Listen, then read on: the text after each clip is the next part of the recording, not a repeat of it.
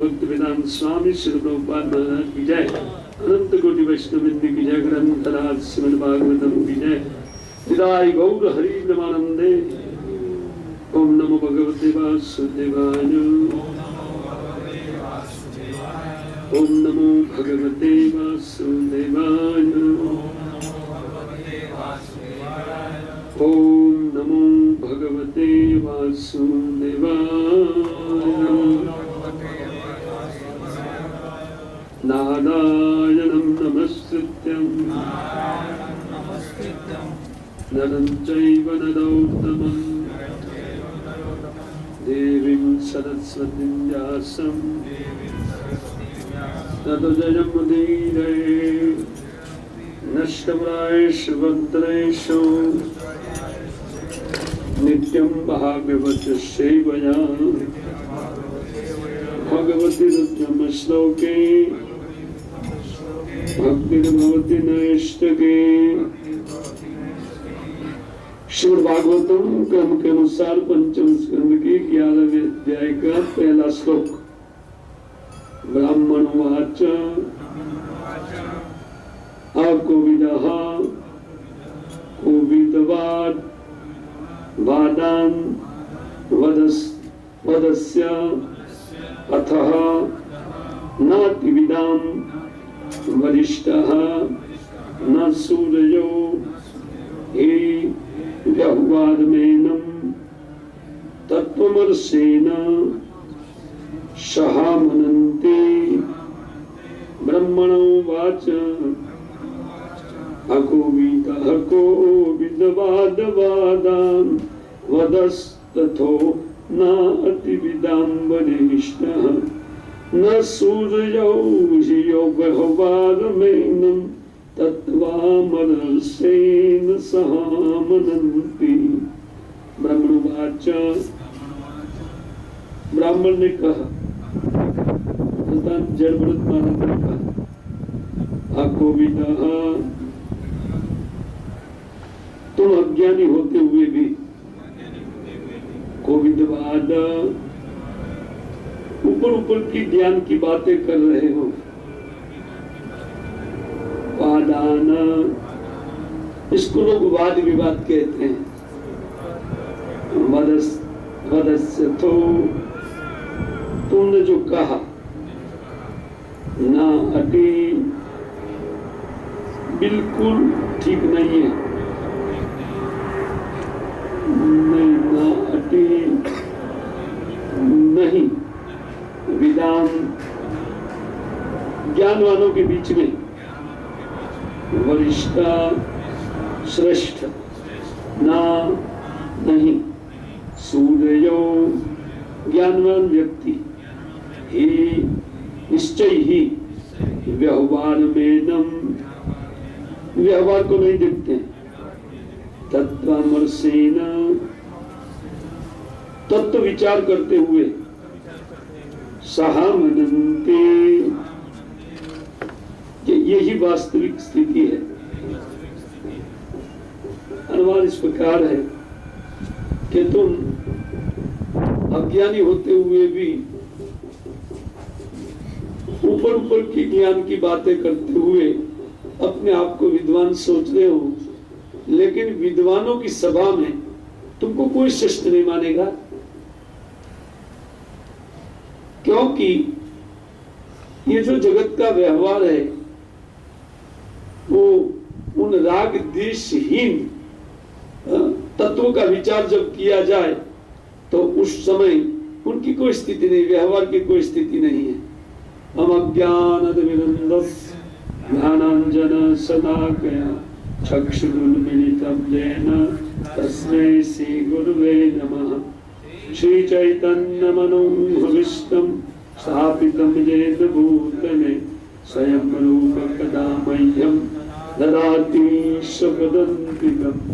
वन्देऽहं श्रीगुरौ श्रीयुतपदकमलं श्रीगुरुं वैष्णवांश्च श्रीरूपं साग्रजातं सहगण रघुनाथान्वितं सजीवं साद्वैतं सावधूतं परिजन सहितं कृष्ण चैतन्य देवं श्री राधा कृष्ण पादान् सहगण ललिता श्रीविशाखन्वितंश्च मुखं करोति वाचालं पंगुं लङ्घयते गिरिं यत्कृपार्थमहं वन्दे परमानन्दमाधवं जयितं सुरतपङ्गौ मम मन्दमते गति मत्सर्वस्वपदाम्भोजो श्रीराधामदनमोहनं वाञ्छाकल्पतरुभ्यश्च कृपा सिन्धुभ्यैव च पतितानां पावनेभ्यो वैष्णवेभ्यो नमो नमः।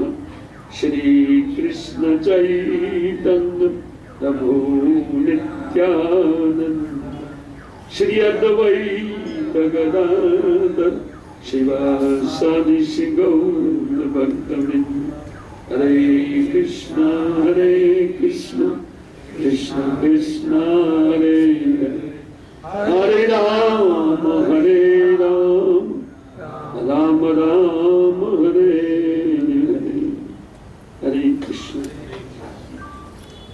तो जैसे हम लोग इस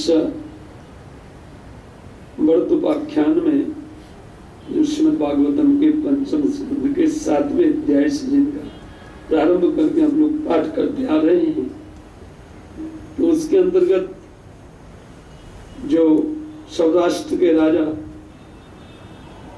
रघुगण अपनी पालकी में बैठ करके वो तत्व जिज्ञासा के लिए कपिल मुनि के आश्रम गंगा सागर जा रहे थे, और बीच में एक जड़ बधिर अंध की तरह व्यवहार करने वाले महाविद्वान और भगवान के महान भक्त जो बाहर से केवल बहरे गूंगे के रूप में अपने आप को रखते थे, वही जड़ भरत उनके जमादार के द्वारा पकड़ करके पालकी में ज्वाइंट कर दिए उनको उठाने में। और किस प्रकार इन दोनों में विचार विमर्श हुआ ये चर्चा हम लोग कर गए। और इस चर्चा के अंतर्गत श्री भरत महाराज ने बहुत बुद्धिपूर्वक उनको ये समझा दिया कि तुम अपने आप को जो राजा सोच रहे हो, वस्तुतः ये तुम्हारा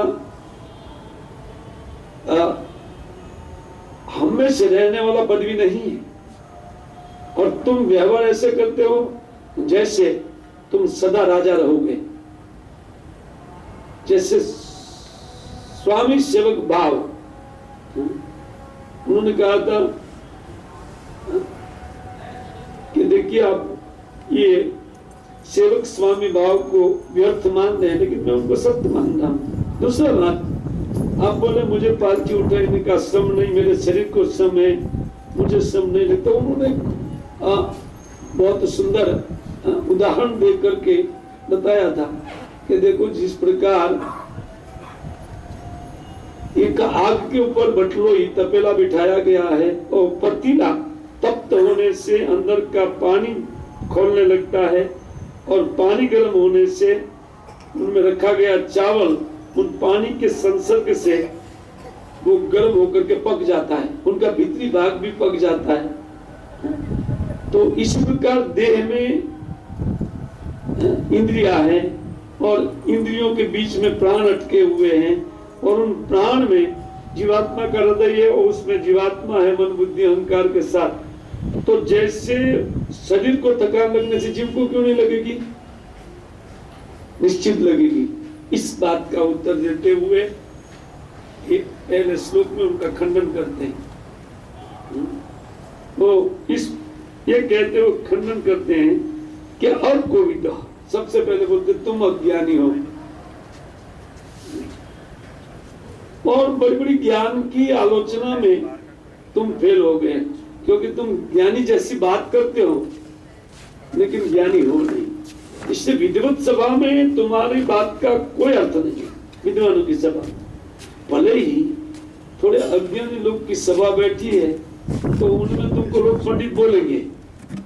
ज्ञानियों की सभा में इसलिए कहते हैं कि विदाम वरिष्ठम न अति वदस्तो, कहते तुम्हारे बात का विद्वान लोग प्रशंसा नहीं करते। अच्छा, विद्वान लोग क्या समझते हैं? तो कहते हैं न सूर्यो ही व्यवहार में न, इस संसार के व्यवहार को सूर्य लोग, ज्ञानी लोग इस व्यवहार को तुच्छ मानते हैं। व्यवहार कुछ नहीं, ये पूरा व्यवहार जगत को वो तुच्छ मानते हैं, कुछ नहीं मानते। जैसे तुमने कहा कि स्वामी सेवक भाव, आपने जो मिथ्या कहा वो मिथ्या नहीं है। मिथ्या कैसे है? उन्होंने तर्क दिया था कि मैं राजा हूं और आप मेरी प्रजा है और प्रजा को मैंने पालकी ढोने में लगाया, तो ये तो उचित है क्योंकि प्रजा राजा की सेवक है और राजा भगवान के द्वारा नियुक्त किया गया उनका स्वामी है, तो स्वामी का सेवा करना तो कर्तव्य है। आप बोले कि ये ठीक नहीं है, तुम जो दंड दिया, जनता को दंड दे रहे, वो ठीक नहीं है, उचित नहीं है। पर हम तो सुने, वेद में लिखा है कि जो इस प्रकार कोई व्यक्ति वर्णाश्रम व्यवस्था के अंतर्गत जो ब्राह्मण, क्षत्रिय, वैश्य, शूद्र, तो उसके अनुसार अपने आप को उन भगवान की आज्ञा में रख करके वो भगवान की आराधना करता है और इसी से उन आराधना से फल क्या निकलता है? तो फल रूप में वो कहते हैं कि व्यक्ति की चित्त शुद्धि होती है, तो फल तो निकला। आप कैसे बोल रहे हैं कि हम तो पागल व्यक्ति को पीटने से और पागल हो जाएगा, इसलिए कहते पीसे हुए आटे को पीसने से और बारीक हो जाएगा। आप ऐसा क्यों बोल रहे हैं? ऐसा वो बोले थे आगे। तो इसलिए कहते हैं कि व्यवहारम एनम शब्द, जो तुमने व्यवहार की बात बोली, तो तत्वामर्शन, तत्व विचार जहां पर है तो वहीं पर जगत का व्यवहार काम नहीं करेगा। तत्व विचार क्या है उनको समझिए, क्योंकि इसको थोड़ा विस्तार से अगर नहीं समझेंगे तो शुरू में जो भूल रह जाता है वो तो अंत तक भूल रहता है। इसलिए उनको पूरा पूरा तत्व माने क्या? तत्व माने मूल वस्तु। जैसे इस जगत में तत्व क्या है? इस जगत में तत्व है अथवा सत्य वस्तु है जीवात्मा, और सत्य वस्तु है परमात्मा। लेकिन वो दोनों दिखाई नहीं दे रहे हैं। दिखाई दे रहा है ये शरीर, जीवात्मा दिखाई नहीं दे रहा है, परमात्मा दिखाई नहीं दे रहा है। पर नहीं दिखाई देते हुए भी व्यवहार तो हो रहा है। नहीं दिखाई देते हुए तत्व कार्य तो कर रहा है। जैसे परमात्मा के कारण इस समस्त अखिल ब्रह्मांड को उन भगवान की शक्ति ने पकड़ रखा है। इतने ग्रह है इसमें, कोई एक भी एक दूसरे के साथ एक्सीडेंट नहीं होता है। उसका क्या कारण है? बिल्कुल गुरुत्वाकर्षण शक्ति। ओके, तुम्हारी है शक्ति तो किसी न किसी की है ना, परमात्मा की है, भगवान की शक्ति है, तुम मना नहीं कर सकते हो। गुरुत्वाकर्षण तो किसी न किसी शक्ति है ना। शक्ति का अर्थ शक्तिमान होना चाहिए, सुनिश्चित है, क्योंकि शक्तिमान के बगैर शक्ति हो ही नहीं सकती है। प्रभुपाद जी उदाहरण जैसे इलेक्ट्रिसिटी, यहाँ बल्ब जलता है, पावर हाउस के बिना बल्ब नहीं जल सकता है, सुनिश्चित। तो पावर हाउस स्रोत हुआ, और जिनकी शक्ति इलेक्ट्रिसिटी हुई जो हमारे घर में बल्ब जलाती है। तो उसी प्रकार शक्तिमान के बिना संभव नहीं है शक्ति, असंभव। तो शक्ति है तो किसका शक्ति? तो एक तो परमात्मा। सिद्ध हुआ कि ये जगत चल रहा है तो इसको कोई न कोई शक्ति चला रही है, किसी न किसी की शक्ति, वो भगवान की शक्ति है। हम नहीं देख सकते हैं, पर चलते हुए दिखाई पड़ रहा है, एक्सीडेंट नहीं होते हुए भी दिखाई पड़ रहा है। उसका तो सुचारू ढंग से इसके पीछे एक बुद्धि काम कर रही है। इसको चलाने की व्यवस्था देखने वाली एकदम सुंदर बुद्धि है ना। हम नहीं देख सकते हैं। अच्छा, दूसरा तत्व क्या है? हम अपने आप को देख सकते हैं? बताइए, ऐनक में देखिए आप, क्या दिखाई पड़ेगा? शरीर। हम नहीं दिखाई पड़ेंगे, हमें शरीर नहीं है। अच्छा ठीक है, मन देखिए आप, मन तो है ना, जीवात्मा को मत मानिए, मन तो है कि नहीं? देखिए मन को, फोटो निकालिए मन का, बुद्धि का निकालिए, सब कुछ इसमें है। मन, बुद्धि, अहम भाव का फोटो निकालिए। लोग नहीं देखने से नहीं मानते, लेकिन उनको मालूम नहीं है कि देखी हुई वस्तु भी बिल्कुल असत्य है, सत्य है ही नहीं ये जगत। हम देखते हैं और व्यवहार करते हैं, लेकिन वो व्यवहार बिल्कुल सत्य नहीं है। तो सत्य भी है तो वो टेम्पररी सत्य है, थोड़े काल के लिए। तत्व वस्तु परमानेंट है, तत्व उनको बोला जाता है जो परमानेंट, जैसे जीव परमानेंट है, परमात्मा परमानेंट वस्तु है। ये दो तत्व परमानेंट है। और बाह्य शरीर जो है हमारा, ये टेम्पररी है। अब तत्व वस्तु समझ में आ रहा है थोड़ा बहुत? तत्व क्या है? तो तत्व विचार के समय व्यवहार को देखा नहीं जाएगा। तुमने उदाहरण दिया था, जैसे बिना घड़े पानी लाना कैसे शक्य है? ऐसे सुनने में तो ऐसा लगता है ओहो क्या बुद्धिमत्ता है, लेकिन बिना घड़े पानी आता है कि नहीं? मगर देखिए ये कार्य हो रहा है कि नहीं, सृष्टि चल रही है कि नहीं? समझ आ रहा है तर्क? ये जो यहाँ तर्क दिया जा रहा है इस श्लोक से, तत्व विमर्शन एक ही शब्द दिया तर्क के लिए, और व्यवहार असत्य बता दिया। और तुम बोलते थे कि देखिए मन के घड़े से पानी नहीं आता है, घड़ा चाहिए। व्यवहारिक ये बात है कि घड़े के बगैर पानी नहीं आता है। उसका अर्थ जगत में व्यवहार सत्य है, आप उनको असत्य कैसे बोलते हैं? मैं स्वामी हूं, मैं राजा हूं और ये मेरी प्रजा है, अथवा आप मेरी प्रजा है। बोला ठीक है, लेकिन तत्व वस्तु ये टेम्पररी व्यवहार से भिन्न है और वो हमेशा रहने वाली वस्तु है। और तब वो व्यवहार असत्य हो जाएगा। जैसे तुम सदैव राजा नहीं रहोगे और मैं सदा प्रजा नहीं। मान लीजिए कि मैं इसी जन्म में मैं राजा बनूं और सामान्य लोग प्रजा हो जाएंगी। जैसे मोदी आज से राजा बना, प्राइम मिनिस्टर, अभी कल जो राजा थे मनमोहन वो सामान्य, अभी ये तो पब्लिक हो गया। सुनिश्चित ये तो पब्लिक हो गई ना आज से। और कल तक ये लोग शासन थे वो राजा सोच रहे थे। तो यहाँ स्थिर भाव नहीं है, कभी भी ये परिस्थिति बदल सकती है।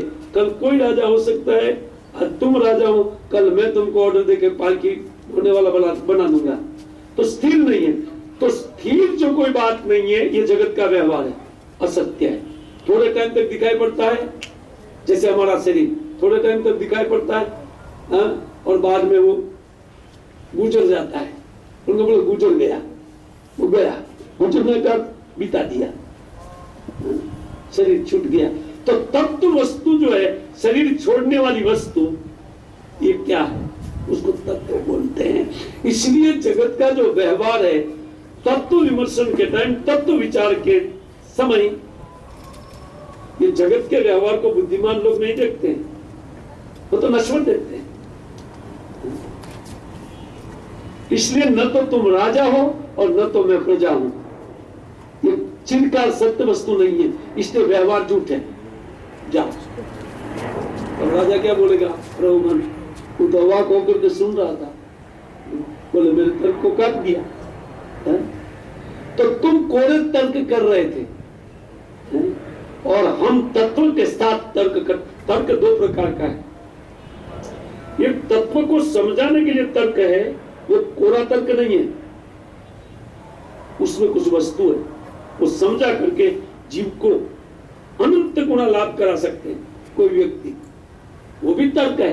लेकिन तर्क वस्तु के साथ है, और तर्क केवल जो वस्तु नहीं है उनको लेकर के जो तर्क होता है उससे कुछ निकलता नहीं है, केवल तर्कवाद मात्र। लाभ नहीं होगा। क्या लाभ होगा? कोई लाभ नहीं। जगत में जो लोग लाभ कर रहे हैं वो क्या लाभ है उनका? उनका लाभ है क्या? उनका नुकसान हुआ?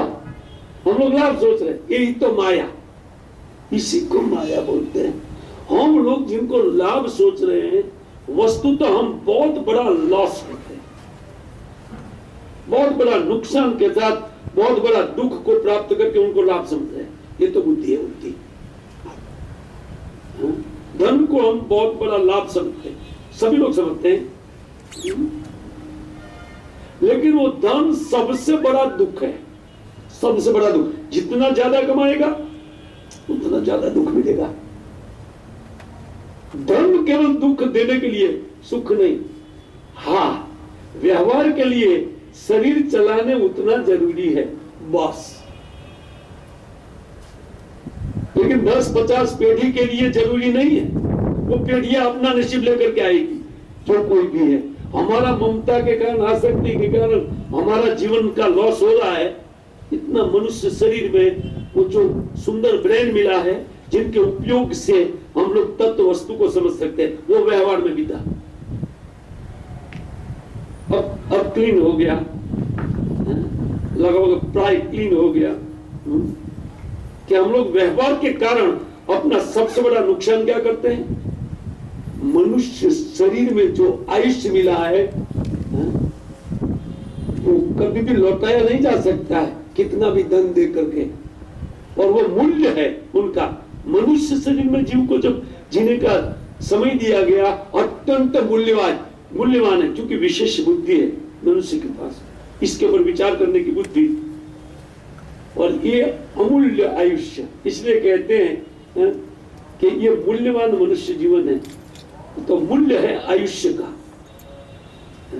मनुष्य जीवन में जीने का।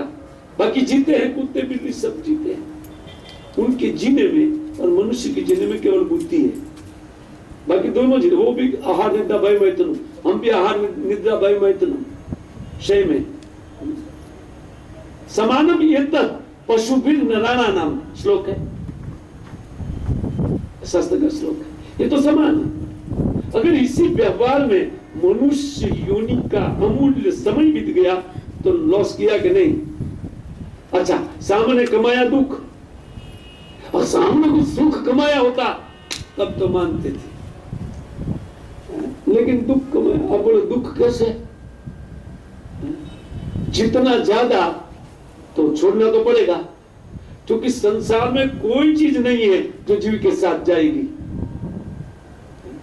तो जितना ज्यादा धन उतना ज्यादा दुख, जो नहीं तो धन का दुख ही नहीं, छोड़ो, खत्म। उम्र पर क्या है जो चला जाएगा, उतना कम दुख। तो दुख कमाया कि सुख कमाया? और दूसरा, टेंशन कमाया कि क्या कमाया? क्योंकि पहले धन कमाए तो कहाँ रखेंगे, कौन बैंक अच्छी है खोजो, उठेगी नहीं सबसे पहले। अब ये चिंता, ये उठेगा नहीं, करेगा नहीं, और वो कोई ले न जाए, उनका चिंता, कहने का अर्थ। हाँ? और फालतू खर्चा न हो जाए। और जो नहीं है उनके पास फालतू खर्चा भी नहीं होता है, कोई टेंशन भी नहीं होता है रखने का, और टेंशन मुक्त है। एक दिन महाराज बहुत सुंदर उदाहरण दिया था कि भिखारी है जिनके पास कुछ नहीं, वो आराम से सो जाएगा, कहीं भी उनको निद्रा, जैसे रोड में कहीं जगह मिला सो गया। लेकिन आप उन रोड में सोए हुए भिखारी को उठा करके एक 10,000 का बंडल डाल दीजिए जेब में, अब उनको बोले सो जाओ बेटा। वो सोएगा कि जेब पकड़ के रोएगा? उनका तो सुख गया सोने का। ये धर्म, एक सिंपल उदाहरण से हम समझ सकते हैं। तो हम दुख कमाया कि सुख कमाया? और जिनके लिए अमूल्य ये समय जो देवताओं को दुर्लभ है वो बीतता है। बताइए हम बुद्धिमान है कि क्या है? जो भी है, यहाँ कहते हैं और कोविदवादन, तुम हो ज्ञानी और ऊपर ऊपर की ज्ञान की बातें कर रहे हो। कैसे घड़े में जल लाएंगे, कल्पना का घड़े में कैसे जल लाएंगे? तुमको ये मालूम है तुम्हारा शरीर कल्पना है और तुम वो और कल्पना सोच रहे, जीवात्मा के ऊपर कल्पना डाल रहे। विरुद्ध बात हो। क्यों? हम लोग यही तो सोच रहे, जीवात्मा कल्पना है, कोई कल्पना। मरने के बाद पता नहीं क्या बचता है, उनको कोई कल्पना समझ रहे हैं।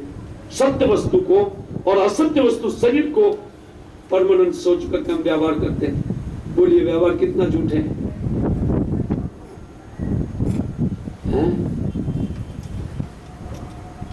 समय का